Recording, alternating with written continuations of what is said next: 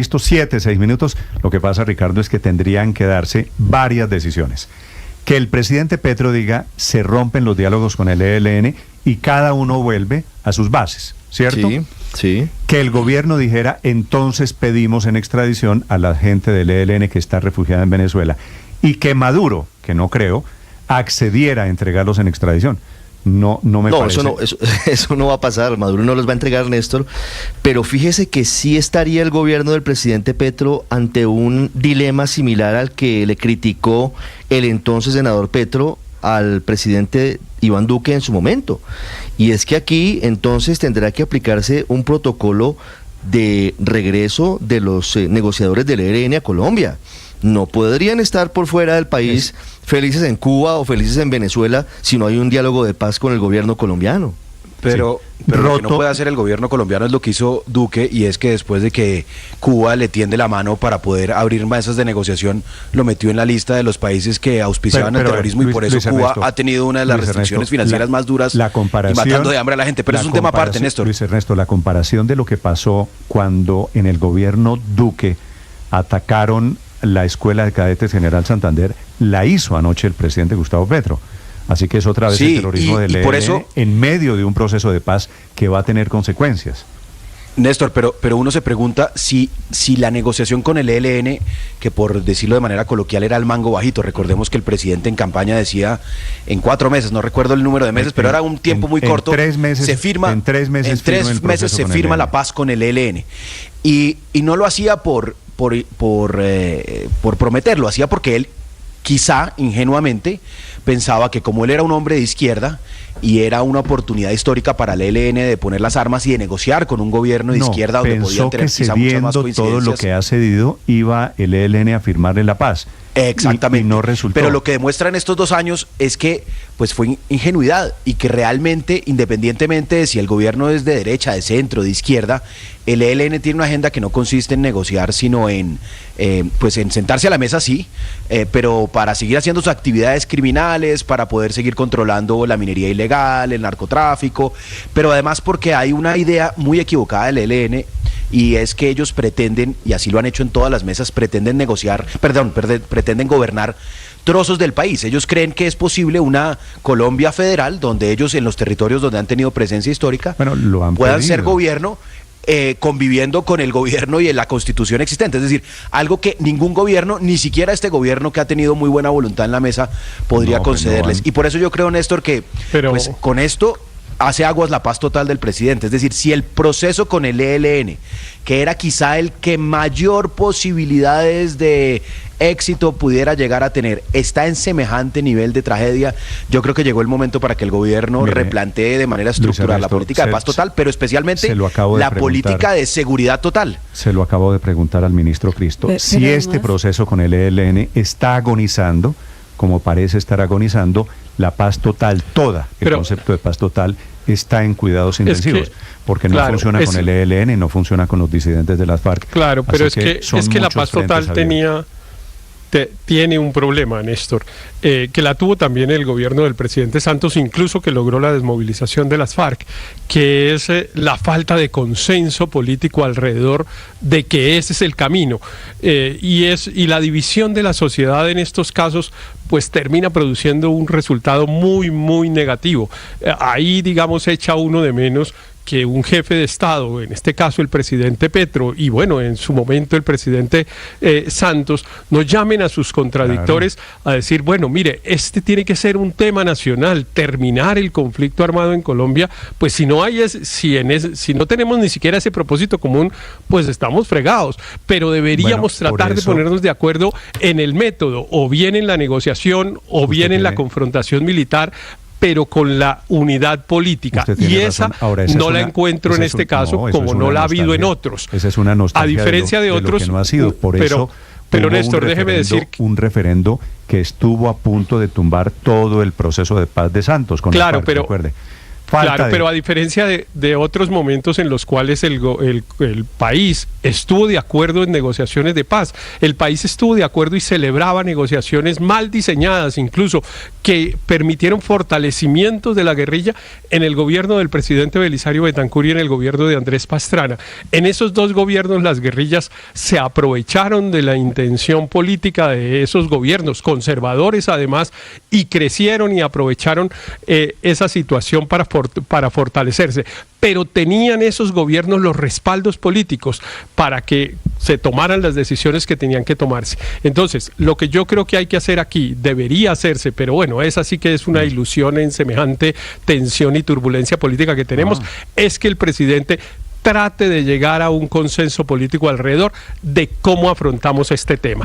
Porque pues que el ELN no quiere adelantar una negociación, pues está claro. Entonces, pues bueno, no tenemos alternativa sino hacer una confrontación militar.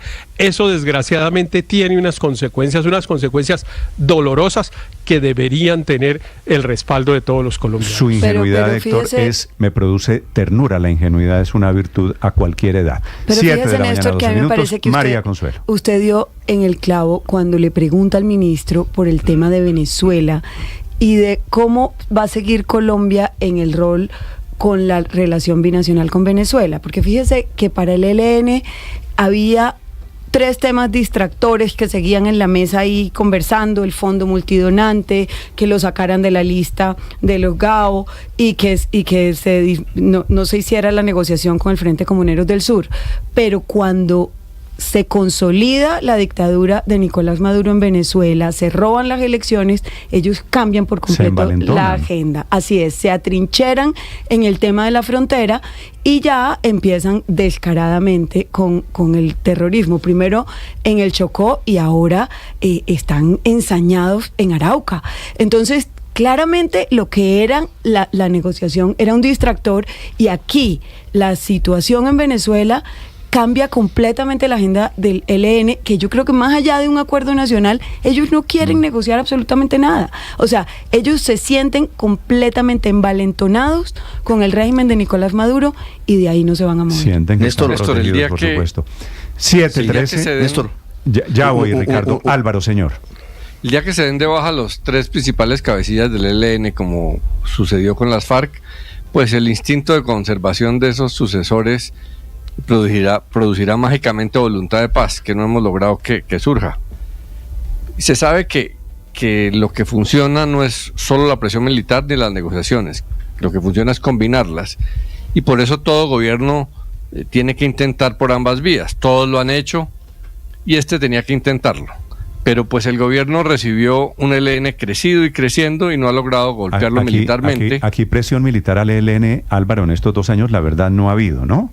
Pues el gobierno dice que sí, pero no ha sido efectiva.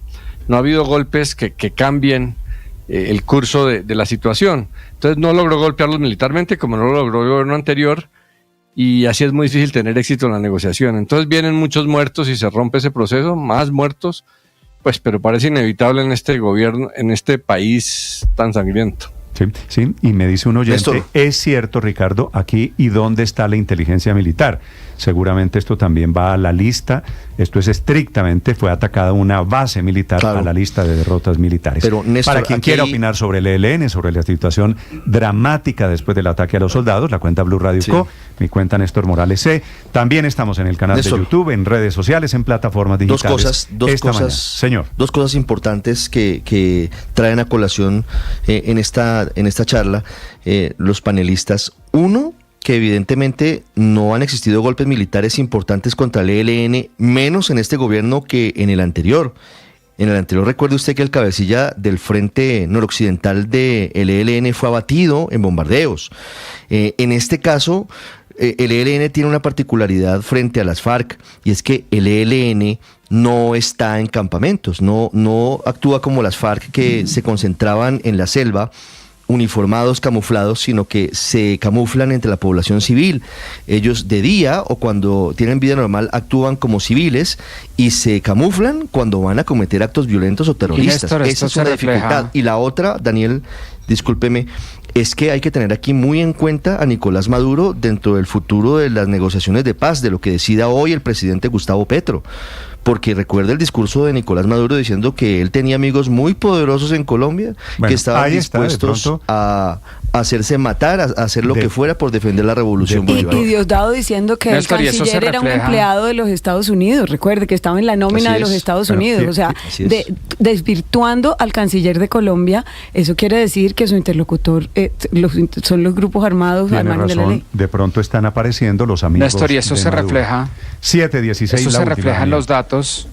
Néstor, eso que decía Ricardo, se refleja en los datos, por ejemplo, que lleva la Defensoría del Pueblo sobre el número de municipios en donde diferentes grupos hacen presencia. En particular, la Defensoría del Pueblo muestra que el ELN pasó de tener presencia en 149 municipios en 2019 a 232 en 2024. Eso es un aumento del 56%, y ese aumento de la presencia se ha dado más que todo en los departamentos de Nariño, Cauca y Valle del Cauca, que son rutas de salida de la cocaína colombiana hacia Centroamérica y México, con rumbo a Norteamérica, al mercado final. Entonces ha expandido su presencia en zonas de alto valor para las finanzas criminales del ELN. Entonces no hay una acción concreta de disminuir el ELN como lo había prometido el presidente Gustavo Petro. Veremos las decisiones que toma hoy el ¿Sabe gobierno? por qué se acabó? Porque yo creo que se acabó este diálogo. Yo no creo que esté cerrado. ¿Sabe por qué? Porque lo que ellos piden, lo que pide el ELN, lo que hizo que entrara en crisis, es que lo sacaran de la lista de los GAOs, ¿verdad? Y sin embargo, sáquenme de la lista de terroristas. Y hacen un acto terrorista. Para que me saquen de la lista de terroristas, hago un acto terrorista. Entonces eso pierde todo el sentido. Todo alrededor de este ELN, todo es terriblemente, dramáticamente paradójico. En segundos, el rector del colegio allí, en el departamento de Arauca, un colegio que tenía 1.400 niños en ese momento en clase, cuando estallaron las volquetas del ELN. Estás escuchando Blue Radio.